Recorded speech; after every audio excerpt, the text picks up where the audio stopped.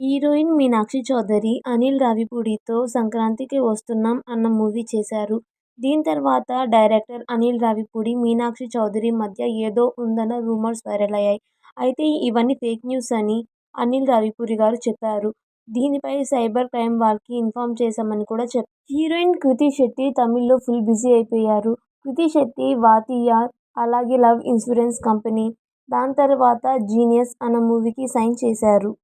మీనాక్షి చౌదరి ఈ మధ్య వరుసగా మూవీస్ చేస్తున్నారు. ఎన్ని మూవీస్ చేసినా గానీ ఇన్‌స్టాగ్రామ్‌లో, సోషల్ మీడియా నెట్వర్క్‌లో మీనాక్షి చౌదరికి అంత ఎక్కువ ఫాలోవర్స్ లేరు. అయితే మీనాక్షి చౌదరి ఉన్న క్రేజ్‌ని సరిగ్గా ఉపయోగించుకోవడం లేదని చాలామంది అంటున్నారు. మీనాక్షి భవ్యశ్రీ భోసరే తను యాక్ట్ చేసిన ఫిలిమ్స్‌లో చాలా బాగా యాక్ట్ చేశారు. అయితే భవ్యశ్రీకి మాత్రం తను యాక్ట్ చేసిన మూవీస్ కొన్ని సీన్స్ చూస్తే ఆ సీన్స్‌ని మళ్ళీ దీనికన్నా బెటర్‌గా చేసుండొచ్చు కదా అన్న ఫీలింగ్‌కి వెళ్ళిపోతారంట. ఇలా ఎందుకు అనిపిస్తుందో ఆమెకు తెలీదంట. ఈ మాటని భవ్యశ్రీ ఒక ఇంటర్వ్యూలో చెప్పారు. డైరెక్టర్ రాఘవేందర్ డైరెక్షన్‌లో 'పెళ్లి సందడి' అన్న మూవీ వచ్చింది.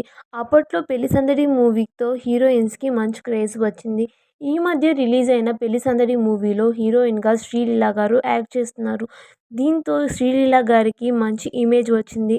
రాఘవేంద్ర రావు గారి డైరెక్షన్‌లో శ్రీలీల తెలుగు ఇండస్ట్రీకి పరిచయమైంది. కియారా అద్వానీ 2023లో సిద్ధార్థ్ మల్హోత్రాను మ్యారేజ్ చేసుకున్నారు. మ్యారేజ్ అయిన తర్వాత కూడా కియారా అద్వానీ చాలా మూవీస్ చేస్తున్నారు. అండ్ రీసెంట్‌గా కియారా అద్వానీ ప్రెగ్నెంట్ అన్న న్యూస్ వైరల్ అవుతోంది. అయితే ఇదంతా ఫేక్ న్యూస్ కాదని కియారా అద్వానీ తన పుట్టబోయే పిల్లల యొక్క సాక్స్‌ని ఫోటో తీసి తన సోషల్ మీడియా నెట్వర్క్‌లో అప్లోడ్ చేశారు. దీంతో కియారా అద్వానీ ప్రెగ్నెంట్ అని చాలామంది కన్ఫర్మ్ అయ్యారు. హీరోయిన్ కృతి శెట్టి 'ఉప్పెన' మూవీతో ఇండస్ట్రీకి ఎంట్రీ ఇచ్చింది. కృతి శెట్టి 'ఉప్పెన' మూవీ చేస్తున్న టైంలో తనకు తెలుగు సరిగ్గా రాదు. ఆ టైంలో తెలుగులో డైలాగ్స్ చెప్పడానికి చాలా ఇబ్బంది పడేది.